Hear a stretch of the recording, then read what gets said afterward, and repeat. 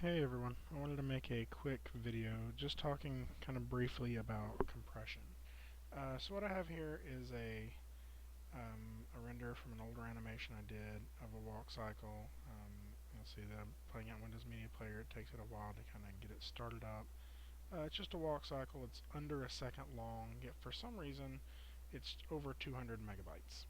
Um, So a very big issue, especially when we have to deal with stuff like the server and how large files get, is when people upload 20 of these, and so the server just gets gigantic, and eventually our folder ends up being, 200 gigabytes of gigantic AVI files.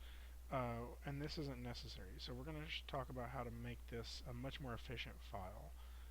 So if I right click on this and go to open with QuickTime Player, and so basically this is still just playing the original video in QuickTime format.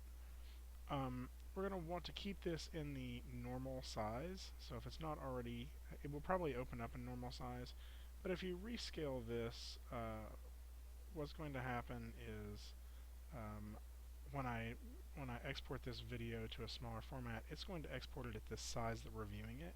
So before you export it, just go to View and say Normal Size. Okay, and so what we're going to do is we can watch it in here now, and you'll see that it plays back just like it would in any other video player. But if I go File and Export, we can now kick this out into a format that we like. And I am just storing this under a temporary folder here. There we go. And so we'll call this render small. Okay, so we got two different options of how we can do this. One, we can do this as a movie to QuickTime Movie, or we could do this as a movie to MPEG-4. Both of these are going to kind of have similar, if not the same, settings. One is just a MP4 and the other is an MOV. So either of those will work. If I go to the options for this, we're going to have a couple of things that we're going to check. First, if your movie has sound, you want to make sure that sound is checked on, and the format, I would usually use AAC. Similar settings to what are here. You can play with those a little bit, but sound compression doesn't take up too much of your size. So this is usually a pretty decent AAC, 128 kilobytes per second, 44 kilohertz. So that's not too important. The video settings are a little more important. If we go to our settings, we want to make sure that we're using the H.264 codec, and this is going to be the same if you're using the MP4 as well, and that this is set at least to high. I check my frame rate, and I usually leave that at current. What that's going to do is it's going to take whatever frame rate you are played the original file has, and it's going to create the new file at that current frame rate. Something else we're going to want to check is our size, and so this sometimes will be changed, but if we leave it at current, it's just going to export it out at the current file size we have here. If you need to make this smaller, you can actually choose one of these other settings. Let's say you rendered it out as a 1080 HD and you wanted to take it to 720. You can do 720, and then you can click Preserve Aspect Ratio using Letterbox so it doesn't stretch it. But I'm just going to use the current, and you'll see that 1280 by 720 is actually what we have now. So I go ahead and hit OK, and then I can hit Save. What this is going to do is it's going to take this video, recompress it as an H.264 video, or MOV with H.264 codec.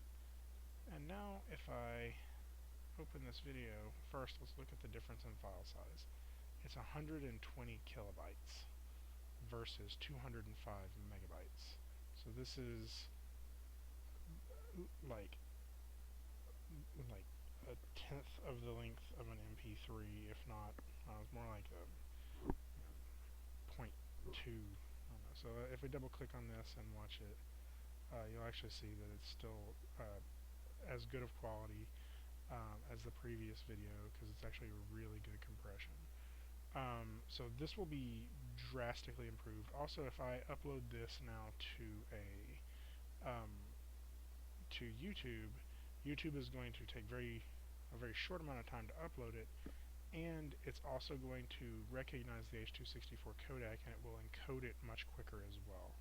So this is just a much more friendly version of compression to use. Now, there's nothing that says you have to do that with QuickTime. You can actually export it out as an H.264, or using the H.264 codec from Premiere as well, but that requires a little bit more knowledge of Premiere, and this is just for the people who don't really want to get into that and just want to kick a file out that is much smaller version of their original file.